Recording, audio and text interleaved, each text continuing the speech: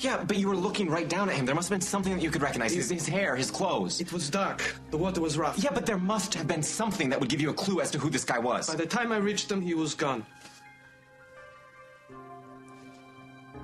But this person you saw, you said that his clothes were bloody.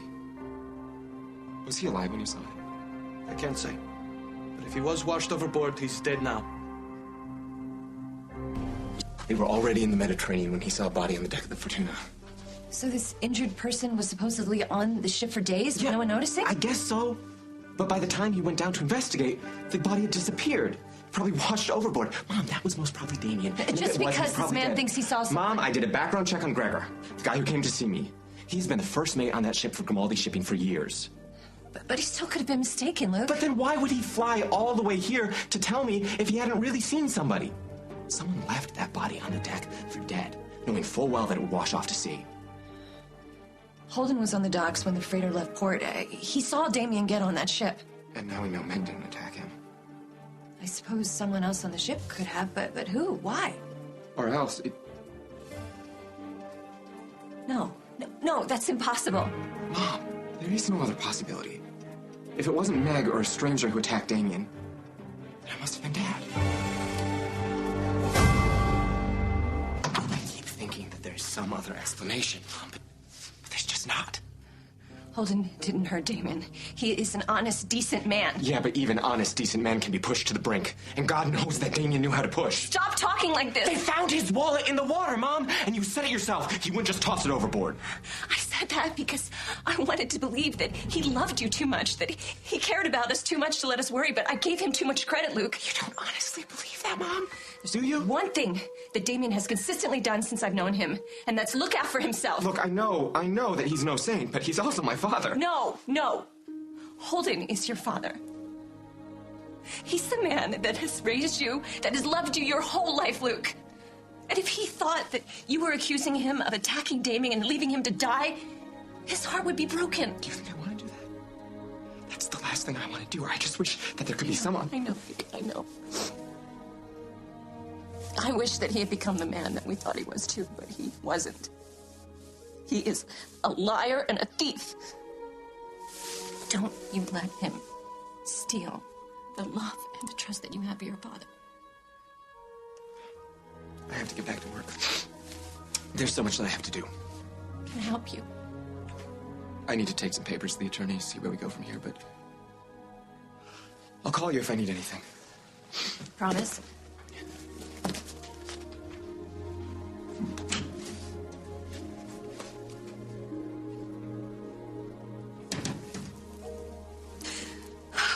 Not Holden. Please, God, no. Just because Dr. Oliver doesn't want the two of you to be involved doesn't mean that you can't talk to me about him. Yeah. You know, it's hard actually talking about anything that's happened in the past couple of years without mentioning Luke. I mean, he's become a huge part of my life, and now it's hard to avoid him. Well, you've been managing so far. Not really. I mean, I'm living at his mother's house. I'm there all the time.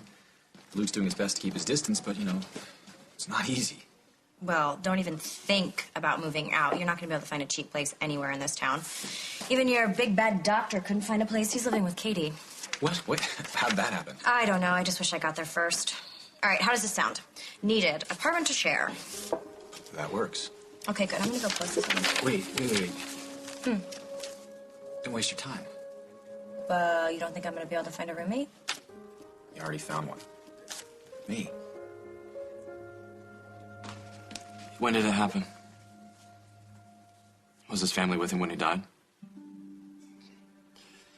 Don't bother. They're not gonna want to hear from me. Just you take care of it.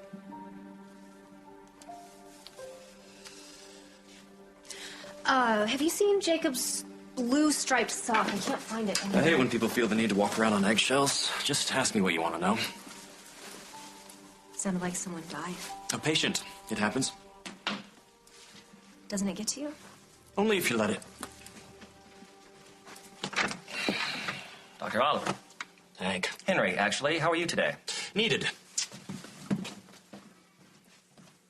Really? Oh, stop. Don't you stop me. That guy is rude and insensitive, a bad name. Sorry. I made my position clear. Crystal. I agreed to treat Noah, but your involvement is neither warranted... Look, we're following your rules, Doctor. I barely see Noah, let alone speak to him. You're still living at your mommy's house. We're in separate rooms. We're on separate floors. I am going out of my way to give Noah the space that you think he needs. You're holding all the cards here, all right? So you don't need to rub it in my face every time we run into each other. The point is, I don't like running into you, Mr. Snyder. But since you've shown up uninvited to my patient's appointment, what is it you want? That is none of your business. Okay, well, when I'm informing Noah later on that I'm dropping him as a patient... You can't do that! Help you. Look, Noah didn't know that I was coming here.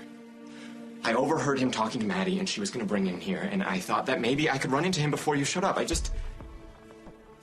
need his advice for something. What's the emergency?